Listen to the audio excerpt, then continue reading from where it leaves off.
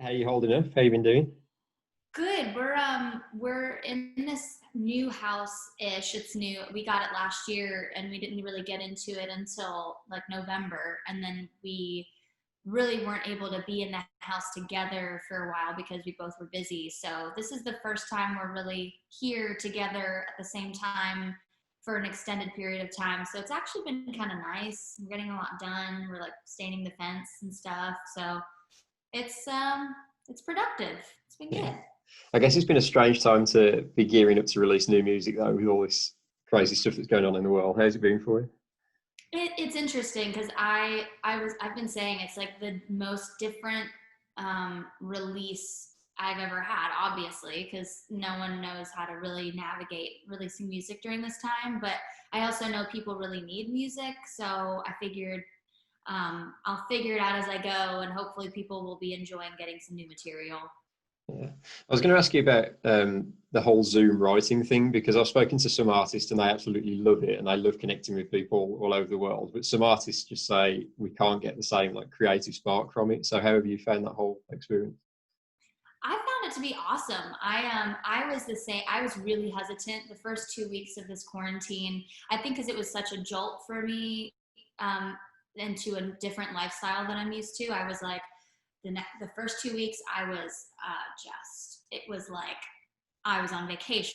It was very relaxed. Barely wore like real human clothes. It was just weird. It looked like I had fallen into a deep depression. I didn't, but it looked like it. And then I just decided I would try the Zoom thing, and it's been really great. It's actually been really efficient. I feel like is the word because you're sort of having to take turns sharing ideas because if you talk over or sing over each other, it's just a mess. And it sort of like makes everybody's ideas heard. Where when you're in a room and you're kind of doing things to yourself and like thinking things in your own head, you kind of accidentally miss a lot of what other people are saying and singing. So and you don't have to sit in traffic after you're done on Music Row, so that's nice. So I've actually really enjoyed it. I've gotten some really good songs from it. Yeah. Do you feel like that's something that's going to carry on after all this coronavirus stuff is finished? Because I mean, it's some people have found that it really works for them, and you don't, like you say, you don't have to sit in traffic, and you don't have to be at a certain place in the world. Hmm. Do you think it's going to carry on? I think it'll probably carry on more so for the people that are for when I write with people in LA or something. I think that will come in handy. I think that there is I mean, if I had to pick which I liked better, I think I would say the in-person writing sessions. Only because I just love human connection and I like to be in a room and feel the electricity and feel the energy. So like yeah, I'll probably go back to in-person writes when I can. But yeah, again, people who are out of town, it's super handy. Yeah. Well, like you say, you've been really productive in this time because obviously you got new music coming out, and you also took part in the CMA Staycay thing a couple of weeks ago, which I saw with Lauren and Lindsay. So that looked like Yeah, an absolute blast for you guys. So how much fun was that to that was record? so fun. Yeah, we so Lindsay and I have seen each other through this quarantine because we both have like sort of made a pact like we're both going to be really safe and we can see each other because we'll both make sure that we're taking all the precautions um and Lindsay lives alone and it's like I couldn't I just couldn't handle my best friend just like doing all this by herself this whole Mm. time. So I've seen her, but I haven't seen Lauren. So it was really awesome to see Lauren. It was kind of hilarious that we were performing for this like Staycay thing at a pool party where we were the only people there. But I thought it was like really great that CMA, set that kind of example and didn't have a bunch of extras and I wouldn't have even done it honestly, but I thought it was really cool that they presented it in a like this is the world we live in right now, but we're making the best of it and we're trying to still entertain people. But yeah, that was really fun to get to sing with them. And it's a very exciting time because you got a new album coming out, Rise and Shine, on August 7th, which is going to be your first acoustic album, I believe. So tell us about why you wanted to do a stripped back project and how nice that was for you creatively to do that as well. I wanted to do acoustic because, well, for a couple of reasons. I really wanted to get something out quickly, and I felt like these songs that I ended up putting on the album really lent themselves well to acoustic. And it sort of it feels like the world is in this kind of acoustic situation where there's not a lot of, by that I mean there's not a lot of things to distract you from your thoughts and yourself and whatever you're going through, because you're not able to go out in big groups, you're not able to travel that much really, you're not able to just fill your time with things that you were able to before. So and I feel like that the project is kind of like a mirror image of that. There's not a lot to distract you from the lyrics and the melodies. So that was a big reason I wanted to do acoustic. Yeah, we heard on the Stages album you went a lot deeper and more personal than you ever had before, and from what we've heard from this new album so far, it seems like you're going even more deep and more vulnerable. So what do you hope that people take away from the project in comparison to the last one? Well, I definitely, I'm being intentional with the sound. I really wanted it to kind of be an introduction or a preview of what's to come with my full band stuff that I haven't started recording yet, but I know exactly where I want to go with it, and I want to go more in the pop rock direction. So I tried to sort of give a little hint at that with this production, as far as the open tuning and it being a little bit more emo sounding. And so that was the intention for the actual sound. And then as far as the lyrics and the whole concept of the record, I really wanted it to feel reflective, because a lot of these songs are about times in my life that are in the past and that were really difficult, and they were big obstacles I've had to overcome, because this time in the world we're all very reflective and we're just kind of left with our thoughts to think about the past.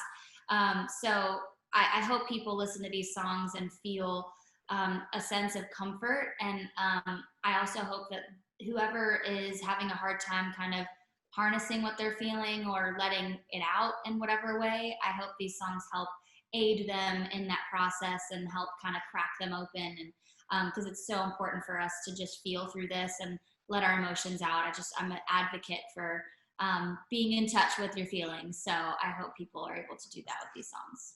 Yeah. And you released Let Me Go as well as Built This House not too long ago. And Let Me Go, I know, came from a situation that you were at with your label at the time, but you've managed to apply the song to a ton of different situations. So tell us about how that song came together and how you managed to do that as well. Well, when I wrote it, I really didn't have the intention of making it sound like it could be about a relationship. And then by the time it was done, I was like, almost sounds like it's about an ex or boyfriend that like won't let me break up with them or something.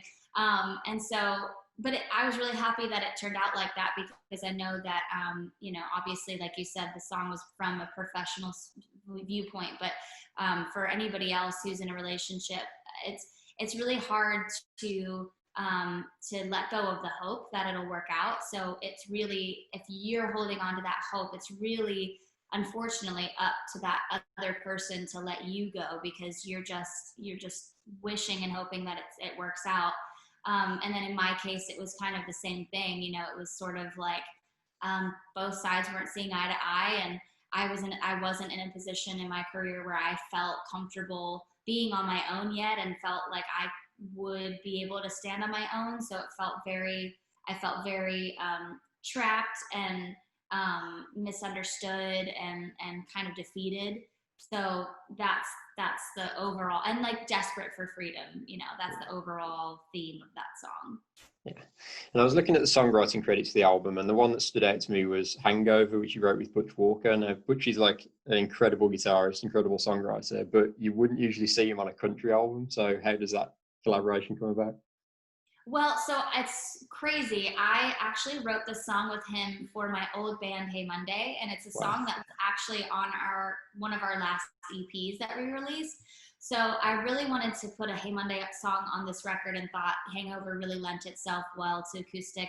I also felt like Hangover is very much a country song when you strip all of the production back. So it was really cool to revisit that and reimagine that. And we wrote it so long ago that I actually had to get back in touch with Butch. I haven't talked to him in years.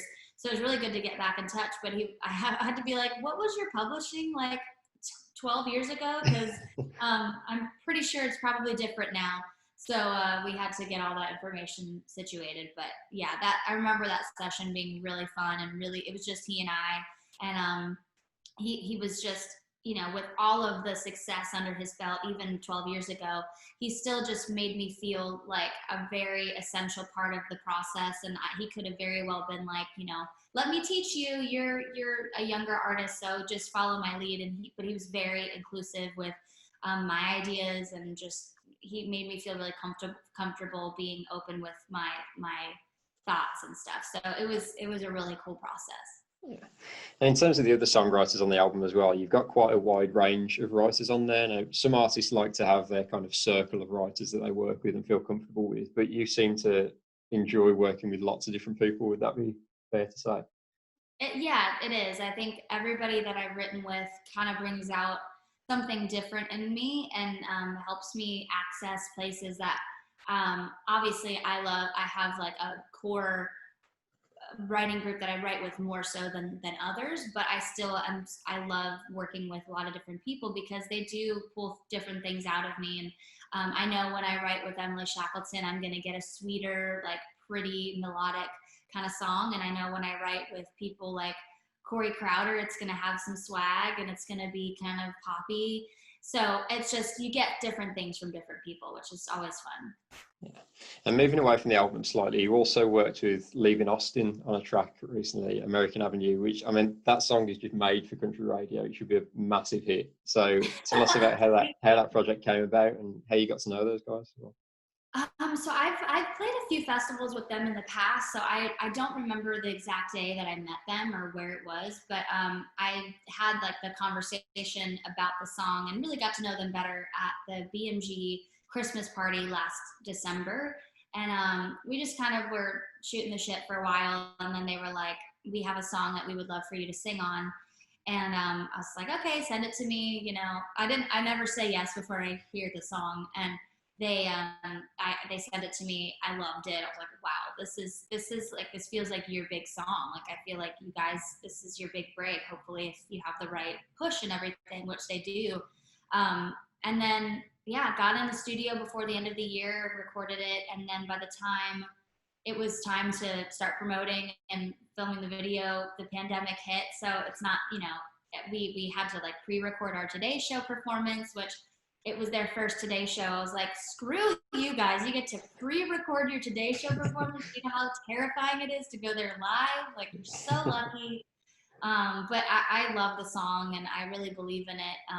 They're just such great guys, and I'm really excited to see where this takes them. They're independent. They're, you know, I know that labels are gonna hopefully be at their feet for this song, and they're just great writers. So I'm excited to see where this takes them. Yeah, it's interesting you mentioned about the music videos. Like, because I know you released a couple of lyric videos as well for your own songs. How difficult has that become? Because I guess when you've got an album coming out, you'd like to record a lot more video content that you probably would have been able to in the last few months or so. Yeah, the only content that I've been able to do are the lyric videos. I did do a few videos with it, and it's like, I don't know if it'll even come out because we sort of threw it together last minute, but it was, I played through all 8 songs acoustic with a guitar player and a guy that's in the management company who does a lot of my videography and stuff like that. He shot it and recorded it. So we'll see if that sees the light of day. But I am in a conversation with a production company about shooting all the videos and making it more of a concept shoot, and doing it in a safe, confined space where it's not, you know, we're not in a situation where there's a ton of people on set and stuff. So yeah, I'm definitely in talks about doing more because I know how important that video content is and putting the visual to the sound, and so I'm trying to make it work, but we'll see. All the while we're trying to be safe. Of course. And just before I let you go, Cassadee, I must ask you about the UK, because you came over last year and did the CMT tour, which was a massive success for you, and you got such a great reaction. So what's your long-term plan for the UK once all of this coronavirus stuff is over? I love performing there. It's there's such a loyal, focused fan base there. It's like you guys just listen to the lyrics differently, and I feel really excited to go over and hear people's opinions on the songs because I feel like I'm always going to get an honest review or reaction. So my goal is obviously to come back. I mean, I miss it. My boyfriend's from there, and I go with him to Cornwall all the time, and so it's been hard to not visit just on a personal level. But career wise, I hope that I'm able to come and start playing bigger venues and be able to, for the next full band project, do a headlining tour over there. But yeah, we'll see. We'll see what the world allows when the time comes. Fingers crossed. But Cassadee, thank you for doing this today. I really appreciate your time, and best of luck with the album when it comes out. We can't wait to hear it. Thank you. Thanks for having me.